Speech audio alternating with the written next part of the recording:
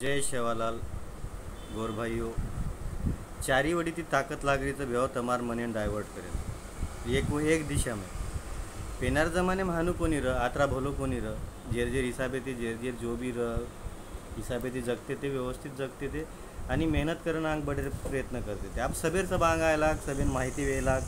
शेवा भाया को तो मलकेर वात पलके मायला सब बात वेला सबेन जाळण छाळण लोग माने लाग आप जागरूक वेला लोग जागरूक वेरेचे तो काही लोक पोट दुखी वे लगी काही लोकून भारो कोणी सबेर सब जागरूक वे जाए तो सबेर दुकान बंद वे जाए काही काही वे जाए कोणी नेता लोक निवडन कोणी आव और जेर चालरोचं घर बेसन वर कोणी चाल करताना चारी वडी ते आपण एक माइंडसेट करे प्रयत्न करेचं ये वो जसं हिटलर रनी वसोच हिटलर ये मन ये माइंडसेट वाले में काही फरक छे नहीं उन्हें काही करण फक्त एक दिशा में ये लोकून ले जायचं गरीब लोकून ले जायचं मिडल क्लासन ले जायचं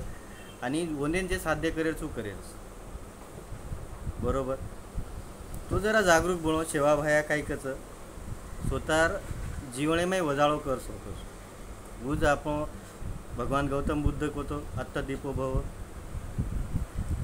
विचार करे सरीक वाच उज वात रिपीट कावी दी काही कारण की स्वतः जर आपण जागृत वेगे तो काही गरज नाही वन काही एज्युकेशनेर गरज छे नाही